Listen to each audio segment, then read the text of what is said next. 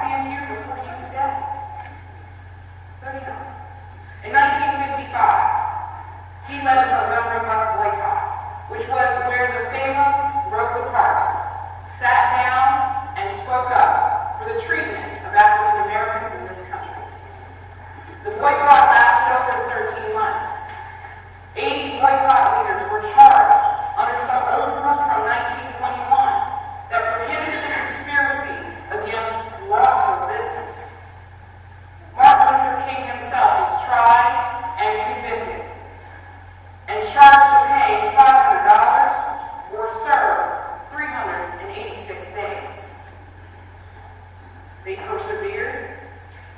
And during that 13 months, the Supreme Court upheld a lower court's ruling to desegregate the buses. On December 20th, 1956, King called an end to the boycott, and the community agreed. He was only 26 years old. What were you doing at 26? It was also in 1955 that Martin Luther King graduates with his doctorate from Boston University. Think at 26. 26. This man organized actions that led to changes in federal law. Progress that not only affected Alabama, but the nation at 26. In 1957, he helped to found the Southern Christian Leadership Conference. This group led the way to desegregation, fighting corrupt police practice, the Ku Klux Klan, and unfair voting practices. The Southern Christian Leadership Conference was considered radical because of its rebellious nature. They believed in direct action protest, civil disobedience, and mobilizing mass participation in boycotts and marches. They were a departure from our beloved NAACP, which favored lawsuits, legislative lobbying, educational programs conducted by professionals, and usually they opposed civil disobedience. Nonetheless, as early as 1962, the Southern Christian Leadership Conference began to broaden its focus to include issues of economic inequality, seeing poverty as the root of social inequality. Projects such as Operation Breadbasket in Atlanta were created to bring new jobs to the Black community. In 1966, the program spread to Chicago as part of the Chicago campaign, where the same efforts. A year later, planning began for the Poor People's Campaign to bring thousands of poor people to Washington, D.C., to push for federal legislation that would guarantee employment, income, and housing for economically marginalized people of all ethnicities. Founded the Southern Christian Leadership Conference. When Martin Luther King did this, he was 28. In 1963, he wrote a letter from a Birmingham jail. A quote from that letter: "Injustice anywhere is a threat to justice everywhere. We are caught in an inescapable network of mutuality, tied in a single garment of destiny." If I may paraphrase, we are all connected. We are all accountable for each other. If one of us has a problem, we all have a problem. His insight in 1963 gave profound insight to why we can't wait, why we cannot wait for justice, why we cannot wait for equality, and why the time is right now. Right now. So think for a moment. If you are facing injustice in housing, in pay, instability, if you are facing an injustice that affects your ability to take care of your mother, your spouse, your child, yourself, should you wait? Can you wait? This profound logic came from a gentleman at 34 years of age. As the young man reminded us earlier today, with his words, was the youngest Nobel Peace Prize winner at 35, just a year later. And in one of his later speeches,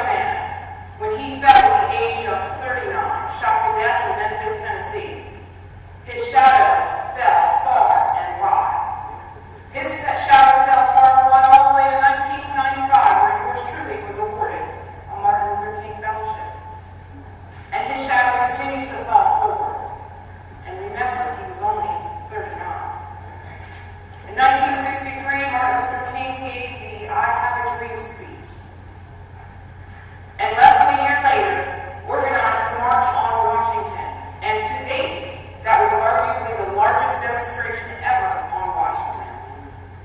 And a year later, President Lyndon Johnson signed into law the 1964 Civil Rights Act, which banned discrimination in public facilities such as hotels, banned discrimination, supposedly, in employment.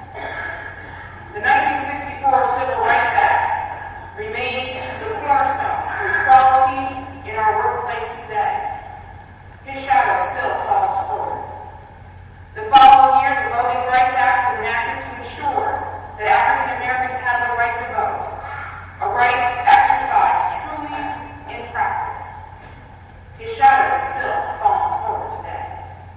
And in 1968, Congress passed the Fair Housing Act to remove discrimination in buying and renting of housing.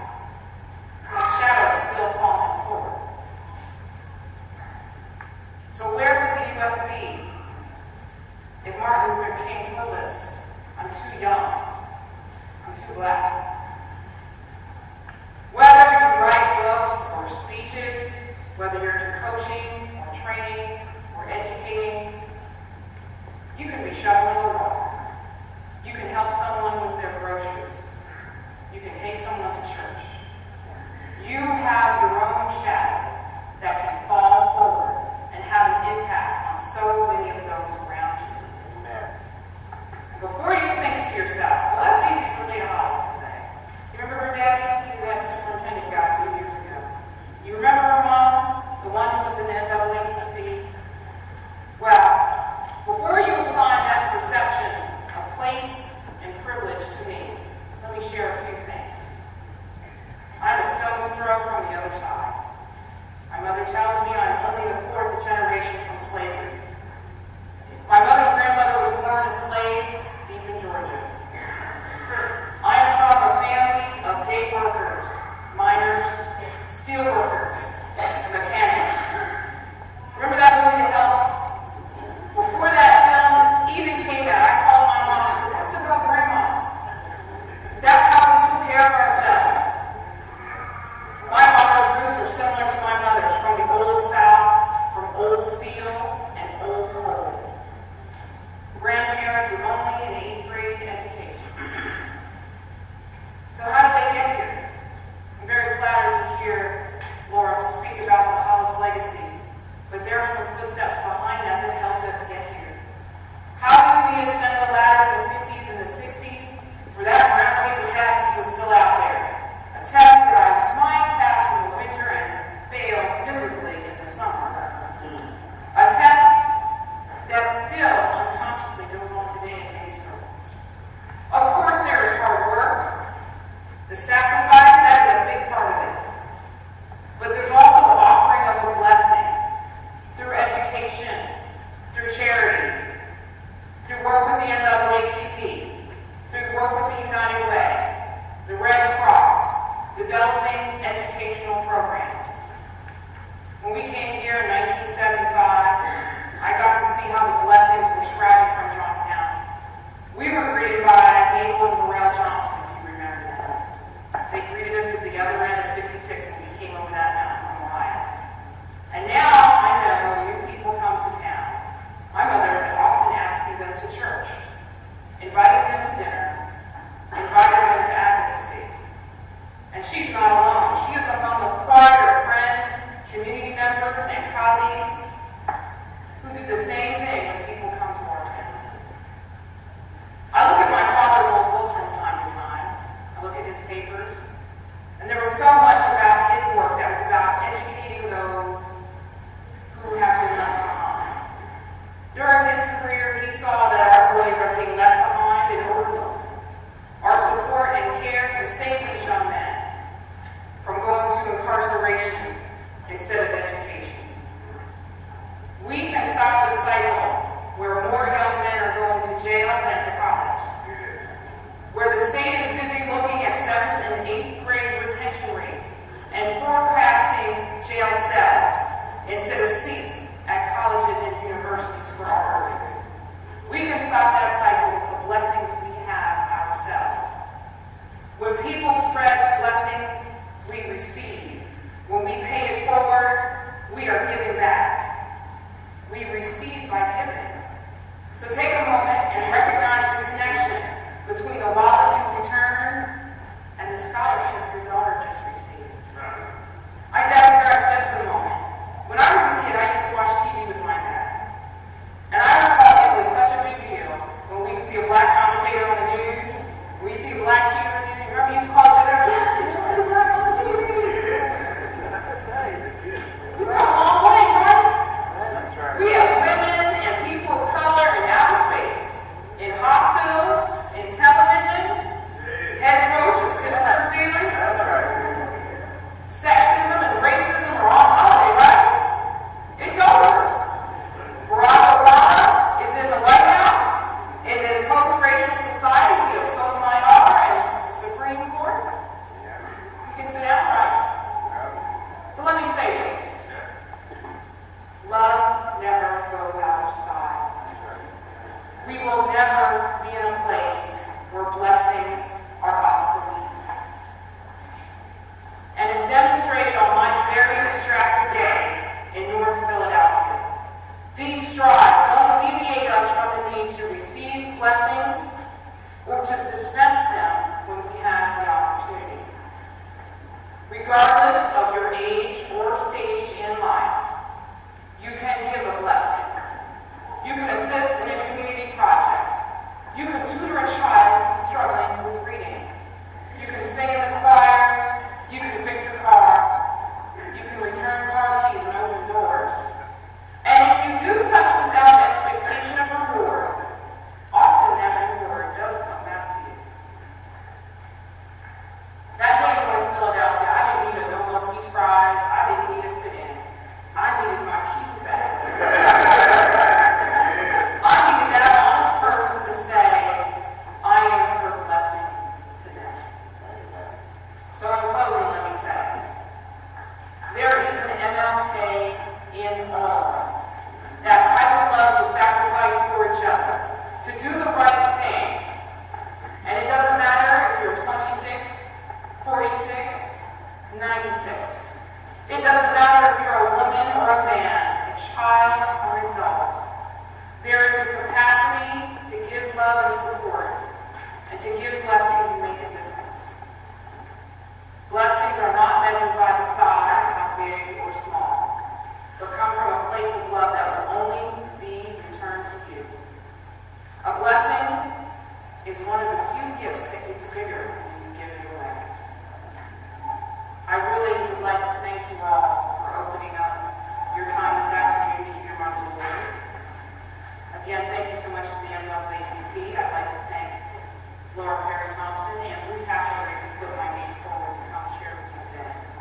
Thank you very much, and have a very blessed day of service.